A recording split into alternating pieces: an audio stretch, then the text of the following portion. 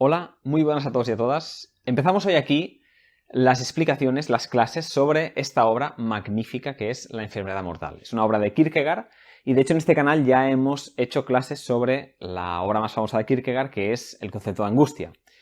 Yo lo que os diré antes de empezar es que La enfermedad mortal para mí es la obra clave, la obra cúspide a nivel filosófico al menos, de el autor, de Søren Kierkegaard. Porque en el concepto de angustia, es cierto, trata unos temas con una originalidad pues bastante notable y trata unos temas muy cruciales que son básicamente qué es la salvación y qué es el pecado. Para mí podríamos definir la obra de Kierkegaard un poco en estos términos, ¿no? En esta pregunta, ¿qué es la salvación y qué es el pecado?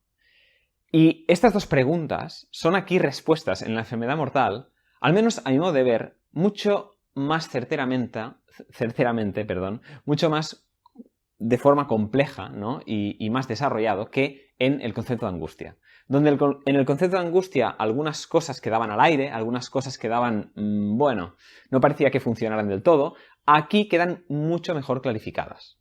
No diré tampoco que esté libre de contradicciones, ¿vale? Esta obra, de hecho, haré una última clase donde haré algunas críticas a esta obra y al autor en general. Bien, pues aparte de en relación con el autor, la enfermedad mortal no solo es importante, creo, al menos bajo mi perspectiva, para entender el autor, sino también es importante para, bueno, si uno quiere, como diría Kierkegaard, edificarse. ¿Qué quiere decir edificarse? Pues edificarse quiere decir aprender a ser, impulsarte a ser más libre, más buena persona, impulsarte a amar más, a amar mejor.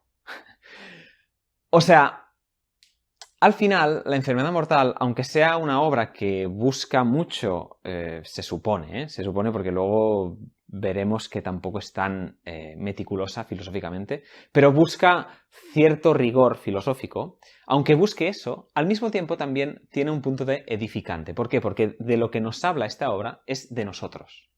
Y es muy difícil leer a Kierkegaard, y es muy difícil leer concretamente también esta obra, sin que al mismo tiempo estés haciendo un tipo de autoexamen, ¿no? A medida que lo lees, para ver si realmente estás cumpliendo o estás cayendo en lo que él está criticando o lo que él está describiendo. Y es fascinante en ese sentido, ¿no? Leer a Kierkegaard, porque es un ejercicio que te empuja a ser libre. Al menos yo así lo he vivido y creo que otra gente con la que he hablado también lo ha vivido así. Y esta obra, como os decía, es escrita, es publicada 5 años después que el concepto de angustia y creo que lleva a su última consecuencia la filosofía de Kierkegaard. Entonces, para mí es crucial, ¿no? Crucial entender esta obra para entender a Kierkegaard y también, si queremos una vida, bueno, que busque el bien, que busque vivir en el bien y no simplemente en el bienestar y no simplemente en la felicidad terrenal, sino buscar vivir en el bien y no pensar el dolor como el mal, sino pensar el mal real como el ser mala persona. Si queremos buscar eso, es decir, una vida, si queréis, en la fe, esta obra es realmente iluminadora, ¿vale? Hoy vamos a ver simplemente el marco teórico, podríamos decir, sobre qué es la enfermedad mortal, ¿no? ¿Qué es la desesperación? Porque Kierkegaard le dirá a esta enfermedad, la llamará desesperación. De hecho, el título enfermedad mortal no lo discutiremos mucho, porque es un título que pone casi a nivel editorial, creo, para dar cierto empuje, cierto gancho a la obra, pero bueno, tampoco está demasiado bien discutido porque la desesperación, que es eso de lo que hablaremos hoy, la podemos llamar enfermedad mortal, ¿vale? Yo no entraré mucho en eso. Bueno, entonces, hoy vamos a explicar qué es la desesperación, ¿no? Y la desesperación es una forma de vivir que es como una enfermedad, efectivamente, pero que, como veremos a lo largo de la obra, nos sirve, es un sufrimiento también, ¿no? Que nos sirve para educarnos moralmente.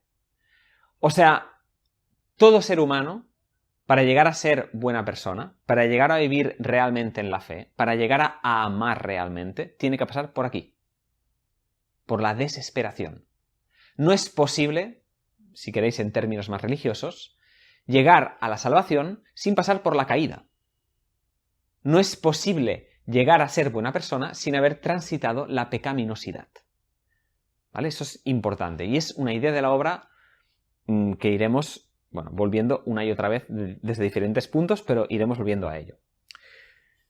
Y aquí ya voy avanzando, ¿no? Que en realidad podemos entender la enfermedad mortal como una continuación, y de hecho se hace así normalmente, del concepto de angustia, porque nos habla, como decía antes, de las mismas cosas. Nos habla primero de qué es el pecado, y al final de estas clases veremos, hoy no lo veremos, pero veremos cómo entiende Kierkegaard el pecado, y en relación con el pecado, qué es la salvación.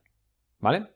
Entonces, para entender todo ello, como os decía, tenemos que entender qué es la desesperación, que como veremos tiene una relación directa de identidad prácticamente, bueno, de prácticamente no, de hecho es una identidad, la desesperación es el pecado, pero eso lo veremos al final, ¿vale? De las clases.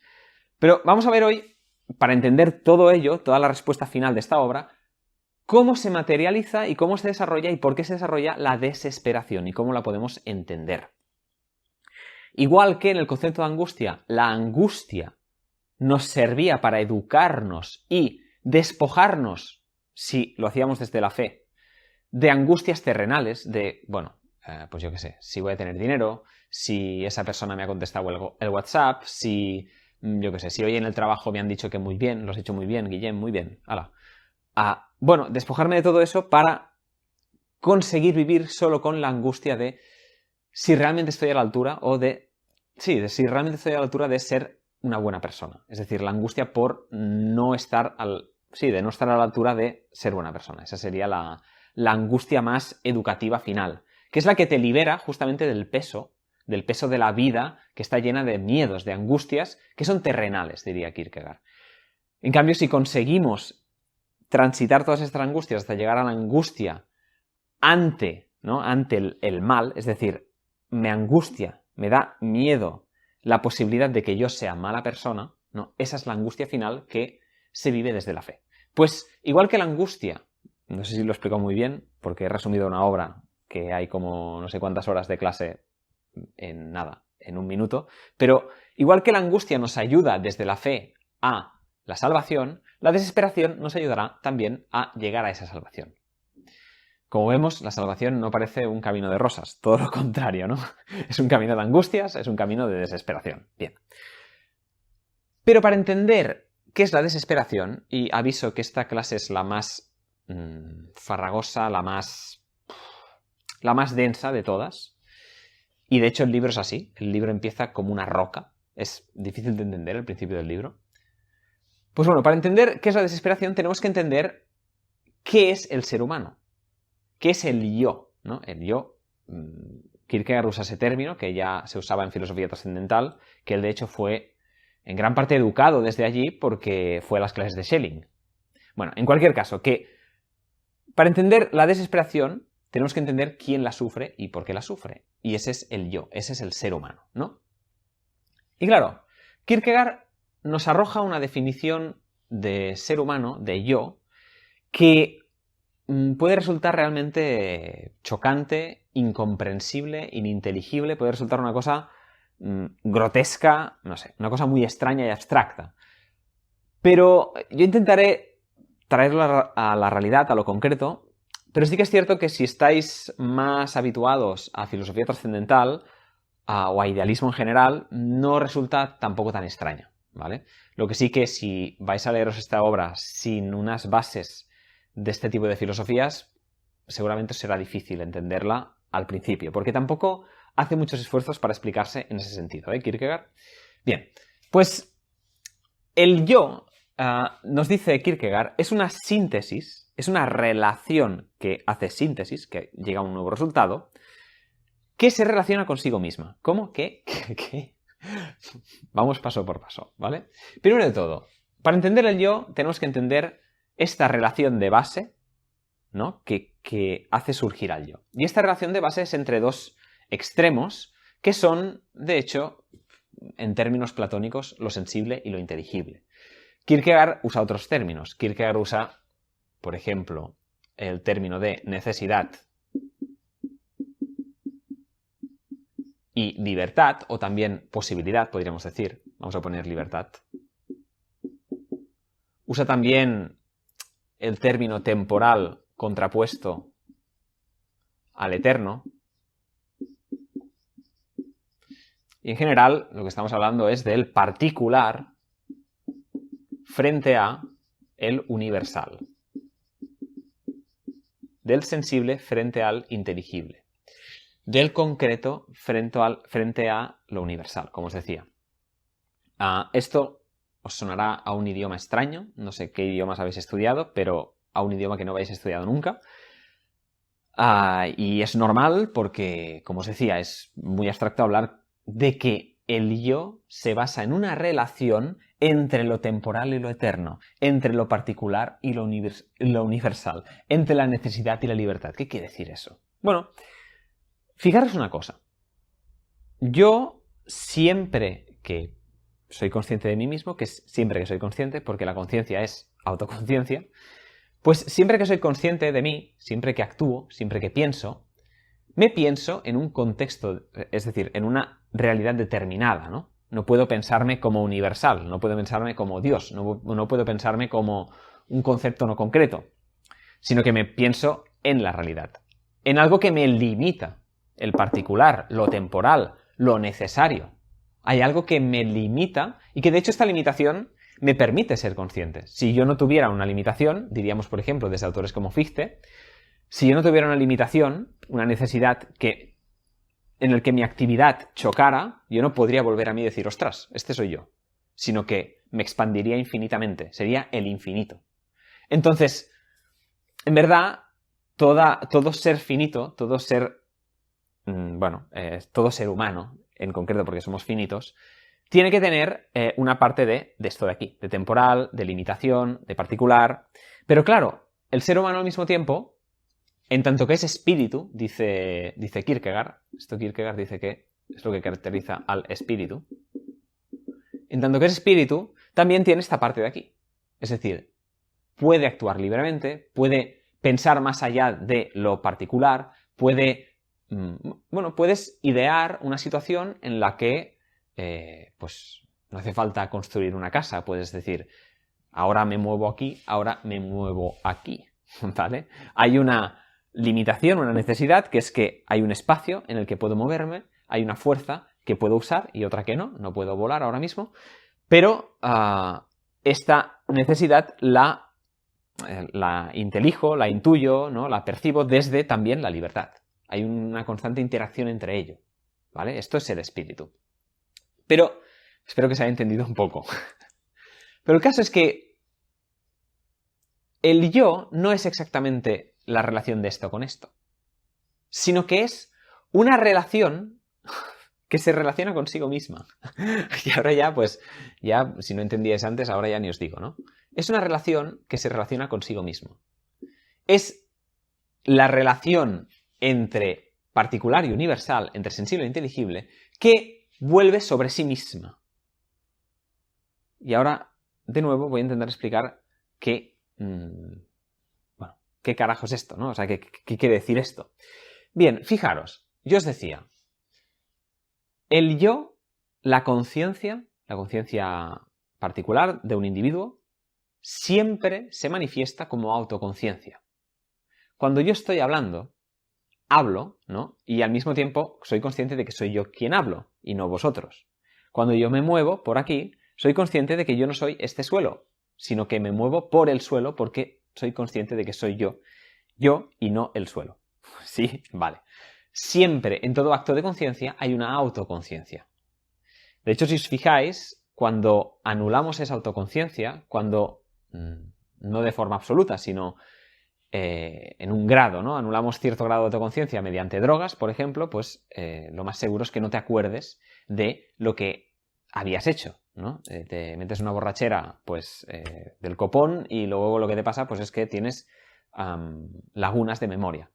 ¿Por qué? Porque justamente no había ese retorno tan evidente de autoconciencia hacia ti mismo y, por tanto, de hecho, no había esta parte también de libertad, ¿no? De saber qué estás haciendo, ¿no? En el momento concreto. Bien, pues la autoconciencia forma parte de nuestra conciencia. Esto es evidente. Y aquí Kierkegaard usa esta cuestión ya aceptada en el mundo de la filosofía de entonces, para relacionarlo con esta dupla, ¿no? Con estas contradicciones, parecen, ¿no? Que él dirá que son dialécticas, porque, bueno, ahora lo veremos esto de dialéctico, ¿qué quiere decir? Para decir que el yo, en tanto que actividad libre, en tanto que actividad que tiende al infinito, siempre, ¿no? Tiene que volver sobre sí y decir, ¿no? Y considerarse para tomar otras acciones. Yo no puedo, pues yo qué sé, decidir cambiar de trabajo si antes no he vuelto sobre mí y pensado sobre sí y considerado mi persona sobre mis posibilidades en cuanto a libertad y mis limitaciones en cuanto a ser finito, ser material, etcétera, etcétera. Yo tengo que considerar mi situación. Y eso, en verdad, lo hago constantemente, ¿vale?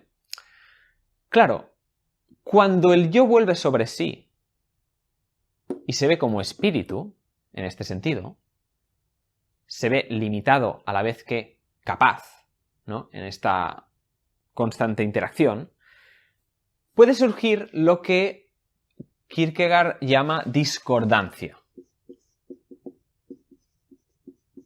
Esto es una relación no armónica, no unitaria, contradictoria, donde un polo pesa más que el otro, entre estas dos cosas que constituyen el yo. Entonces, cuando yo, por ejemplo, soy un idealista extremo, no veo la realidad y vivo en el sueño, ¿no? Pues pongo más peso en esta parte de aquí. Y al poner más peso en esta parte de aquí, en verdad soy un desgraciado, porque no estoy viviendo la vida en el concreto, estoy pensando que yo seré, pues yo qué sé, el mejor profesor de la historia, que tendré no sé cuánto dinero, la gente leerá mis libros, etcétera, etcétera. Y este vídeo tendrá millones de visitas. Pues imaginad que yo pienso así. Es absurdo, ¿verdad? Exactamente. Pues yo seré una persona desesperada. La discordancia, ya sea de un polo o de otro, nos lleva a la desesperación. De hecho, es la definición de desesperación. Que iremos, como os digo, desgranando poco a poco a lo largo de las clases. Porque esto, así de sopetón, es muy difícil de entender. Y ver las dimensiones, los detalles, ¿no? Los matices, es lo interesante realmente. Y al final veremos por qué Kierkegaard considera esto como el pecado, que es muy fuerte, pero al final estaremos preparados para entender eso, creo. Pero al mismo tiempo yo también puedo tener una discordancia que dé más peso a lo particular, a lo temporal, a la necesidad. Y me puedo ver desgraciado, me puedo ver atrapado en, pues por ejemplo, el diagnóstico de una enfermedad. A mí me diagnostican una enfermedad y yo me considero un desgraciado toda la vida ya porque, es que si no hubiera pasado eso, pero es que pasó y, bueno, estaba determinado que pasara, entonces, bueno, no hace falta, o sea, no vale la pena que haga nada más, ¿no? El mundo me determina. Soy una hoja movida por el viento. Esto también es desesperación. La gente que vive como no libre, la gente que no quiere aceptar su libertad, es gente en verdad desesperada. Porque viven con una incongruencia dentro de su yo, en tanto que hay esta parte que no reconocen. Hay esta parte que es aplastada por la parte particular, por la parte temporal, por la necesidad. Bien, todo ello nos lleva, como os digo, a vivir en un estado que no es el de plenitud, que no es el de la salvación, sino en un estado mermado. En un estado mermado. Entonces, la desesperación es una enfermedad que nos afecta a todos. A todos porque esta relación entre universal y particular nos afecta a todos en tanto que seres pues humanos, ¿no? En tanto que seres humanos, en tanto que yoes, en tanto que disponemos de la subjetividad, ¿no? En tanto que tenemos todo ello, somos potencialmente seres desesperados, seres atrapados, ¿no? Seres, bueno, mermados.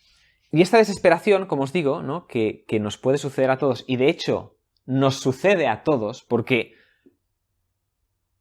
al vivir, ¿no? como seres conscientes, siempre habrá un grado de ello, excepto cuando, ¿no? nos salvemos de ello.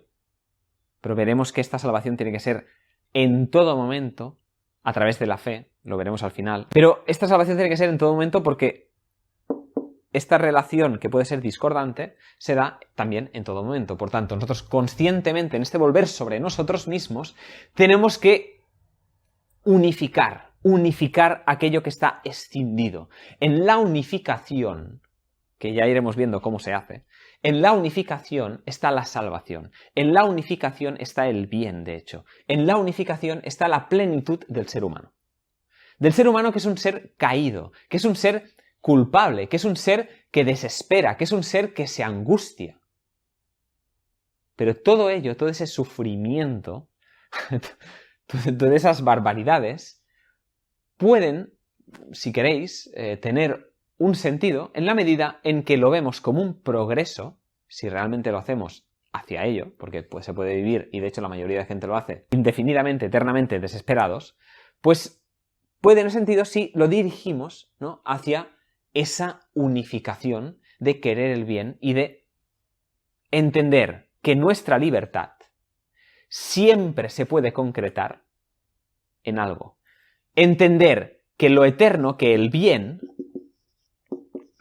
no es una cosa abstracta, que bueno, pues la justicia, yo qué sé, eso no existe, sino que es algo inteligible, es algo que nos atraviesa, es algo por lo que somos humanos, que al mismo tiempo es concretable en una cadena temporal y concreta de hechos.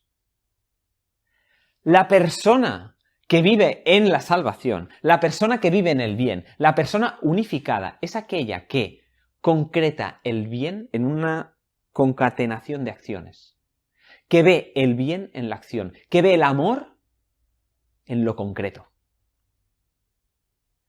que practica el bien y practica el amor. Eso es. Eso es. Y a lo mejor os sorprende que use términos como amor. Como amor. Pero, aunque Kierkegaard aquí no use tanto, de hecho no usa prácticamente nunca, a lo mejor la cita 2 veces la palabra amor. Aunque no use la palabra amor aquí Kierkegaard, si vosotros leéis los discursos edificantes de la misma época, veréis que, efectivamente, lo que se está hablando es de lo mismo. De lo que se está hablando es de vivir en el bien, que es vivir en el amor, que es vivir justamente en la fe. Todo ello es lo mismo.